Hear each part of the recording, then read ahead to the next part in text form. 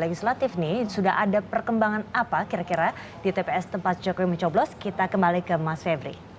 Baik Ranggani, saat ini saya dan Mas Febri sedang menunggu Pak Joko Widodo, Gubernur DKI Jakarta baru saja sampai dan bisa dilihat di belakang kami. Kira-kira Pak Jokowi sudah menyambut warga tadi. Luar biasa riuhnya di sini. Aku minta ditelepon dong. Yang akan langsung mencoblos di TPS 27 di Menteng di Taman Suropati. Pak. Ya. Seperti biasa Pak Jokowi mengenakan kemeja berwarna putih yang menjadi ciri khasnya dan saat ini sedang menunggu di tempat duduk untuk kemudian nanti dia bisa mencoblos di bilik yang sudah disiapkan oleh para panitia.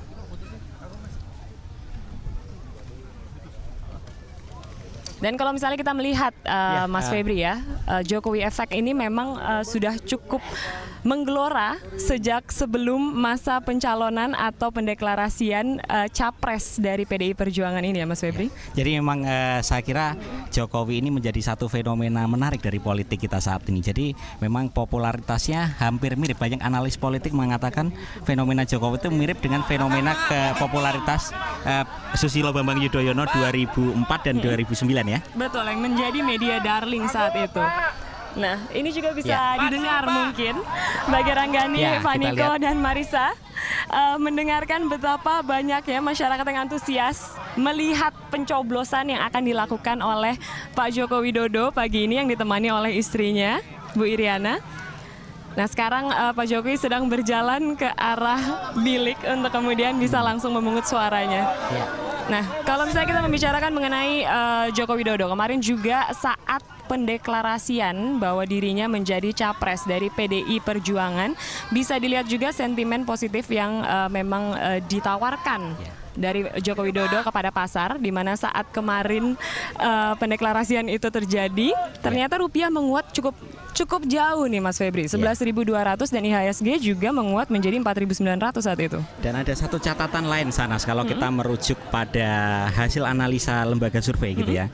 Taruh kata saya akan merujuk mungkin hasil dari survei SMRC, Saiful Mujani Research and Consulting, mengatakan bahwa kalau pada Februari itu undecided voters atau pemilih yang belum menentukan pilihan itu masih cukup besar angkanya 17%.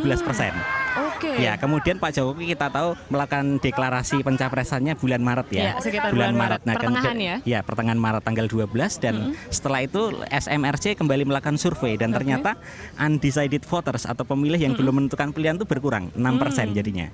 Jadi dari 17 ke 6%, tapi tentu kita akan lihat nanti hasil quick count-nya atau hitung cepatnya nanti siang seperti apa kecenderungan yang bisa kita lihat gitu. Betul. Dan apakah memang undecided voters itu mengarahkan suaranya ke Jokowi atau bagaimana gitu. Nah memang kalau misalnya kita membicarakan ketokohan gitu, tidak bisa dipungkiri bahwa pendeklarasian capres dari Joko Widodo mengatrol elektabilitas yang memang sudah dibuktikan oleh beberapa survei yang dilakukan di Indonesia ya kan. Elektabilitas dari PDI Perjuangan sebagai partai yang saat ini mungkin sedang mempersiapkan langkahnya menjadi partai yang cukup dominan nanti di pemerintahan, apakah tidak? Ya, jadi memang salah satu yang paling menarik. Salah satu yang paling menarik dari pemilu pasca reformasi gitu ya Sanas, dari mulai pasca 98 memang swing voters di pemilu Indonesia itu cukup besar. Indikasinya paling mudah adalah bahwa dari 3 pemilu terakhir yang kita jalani itu dimenangkan oleh 3 partai yang berbeda. Kita tahu tahun 99 dimenangkan oleh PDI Perjuangan, kemudian 2004 dimenangkan oleh Partai Golkar, dan 2009 dengan Partai Demokrat. Nah, kita masih lihat nih 2014 siapakah yang menang. Apakah kembali seperti 2004 dengan ketokohan Pak Joko Widodo yang luar biasa bisa dibilang, karena sampai media-media luar negeri juga terus membahas mengenai fenomena yang dilontarkan nih oleh Pak Joko Widodo, dan juga kita juga bisa melihat bahwa apa yang dilakukan oleh Pak Joko Widodo ini terus-menerus menjadi inspirasi banyak orang, tidak hanya dari tokohnya saja, tapi memang cara dia berbicara kepada rakyat, cara dia menyentuh rakyat juga banyak diacungi jempol dan dijadikan panutan. Bahkan sekarang kan pejabat-pejabat tuh turun semuanya. Belusukan ya? Belusukan, Mas Febri. Jadi Kita juga belusukan kan menjadi hari ini? trendsetter juga Pak Jokowi ini dengan belusukannya. Betul sekali. Nah ini kita bisa lihat saat ini dia sedang memasukkan kartu suara, Betul? surat suaranya ke dalam kotak suara. Itu ada beberapa kotak suara di situ, ada 3. Ya, saat ini memang suasana cukup ramai, cukup riuh di sini. Oke. Boleh pindah? Ya, bisa dilihat ke sana. Ya. Nah, itu juga sudah ada beberapa rekan media, fotografer. Ini mungkin rasanya jadi David Beckham agak-agak mirip sama rasanya menjadi Joko Widodo ya, Mas Febri. Jadi review sedikit Sahnas mungkin dari latar belakang Bapak Gubernur DKI Jakarta Joko Widodo ini berangkat dari dunia usaha. Beliau sebelum menjadi wali kota Solo adalah pengusaha mebel. Betul. Kemudian menjadi wali kota di Solo 2 periode, baru kemudian 2012 yang lalu ikut berlaga di Pilkada DKI dan menang. Dan inilah menjadi titik awal fenomena Jokowi ini mulai karirnya di Jakarta ya. Ya. Kita Nah, lihat. kira-kira apakah nanti Joko Widodo akan terus melenggang menjadi presiden? Tentunya kita masih akan menunggu, tapi di pemilu legislatif yang saat ini kita lakukan juga. Wah, bisa dilihat betapa ramai sekali, ada yang mau selfie itu tadi. Diteriakin sama rekan-rekan wartawan. Oh, saya juga ingin sih selfie nih. Nanti kita selfie ya, Mas Febri, dan kita langsung kalau nggak nge-tweet ya. dihalangin Satpol PP ya Sanas ya. Oke. Dan kita tahu beliau Bapak Jokowi ini penggemar musik metal Sanas. Iya, Ya, Metallica ya. Nah, oke. Oke, Kesini. Nah, Oke, mau sekarang akan lewat ini? Kita lihat. Sekarang Pak Jokowi akan lewat bersama dengan Bu Nyonya Iriana. Iya. Oke. Pak, di sini Pak. Pak, ada jerama Pak. Oke. Langsung aja kita ini. Live ya? Masuk. Yuk. Ya, masih. Masuk ya. Oke. Nggak bisa ya? Baik. Nggak ada. Sepertinya Nggak dapat. memang kita